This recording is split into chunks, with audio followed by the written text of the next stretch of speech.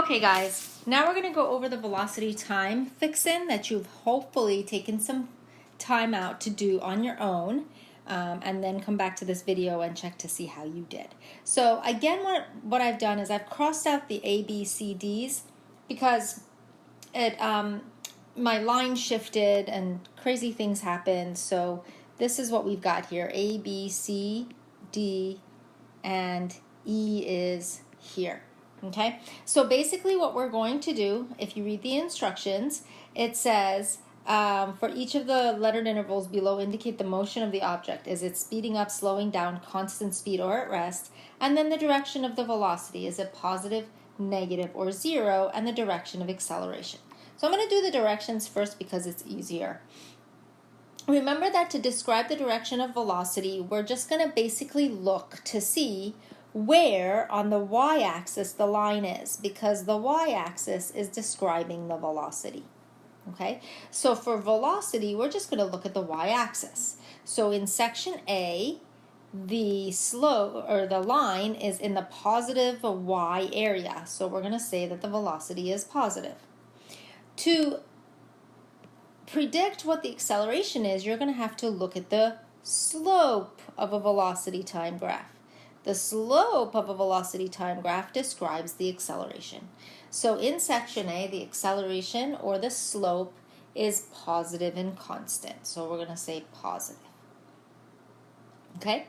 Now, what does that mean in terms of its motion? Well, it's moving forward because the velocity is positive. It's moving forward.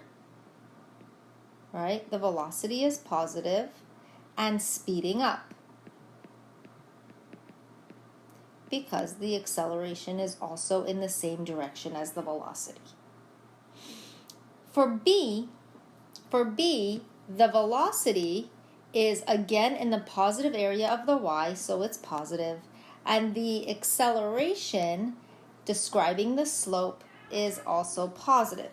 In this section, you're also moving forward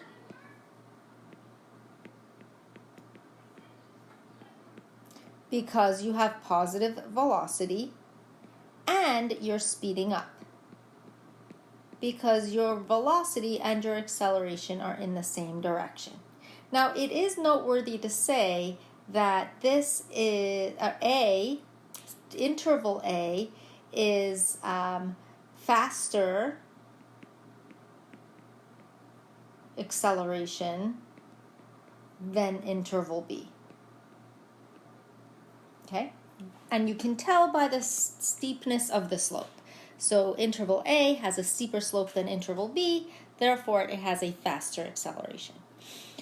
For section C, the velocity is still positive. You can see it's positive 15. Okay, so we're going to say that the velocity is positive, the acceleration is 0.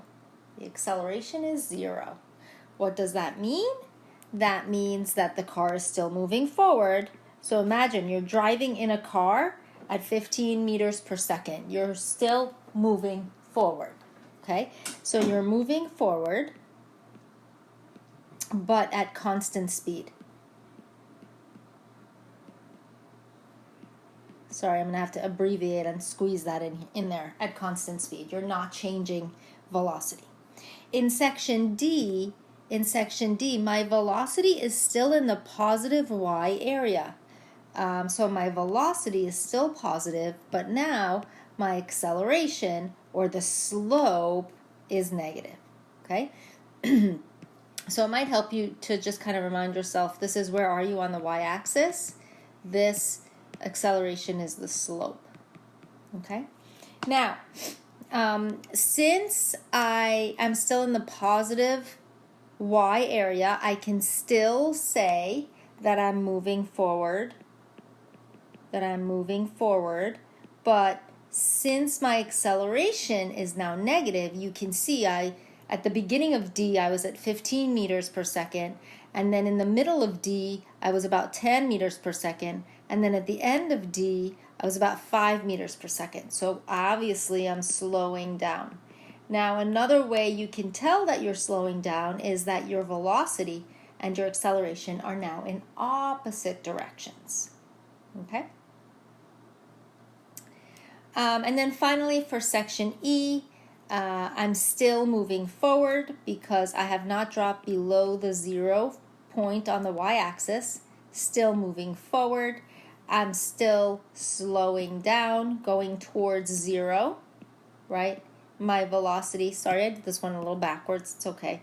My velocity is positive and my acceleration is negative.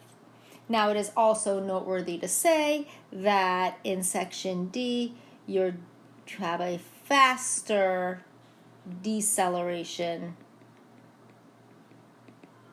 than section E, okay, because the slope is steeper. Okay, if you're unclear about any section of this video, please feel free to go back and rewatch it.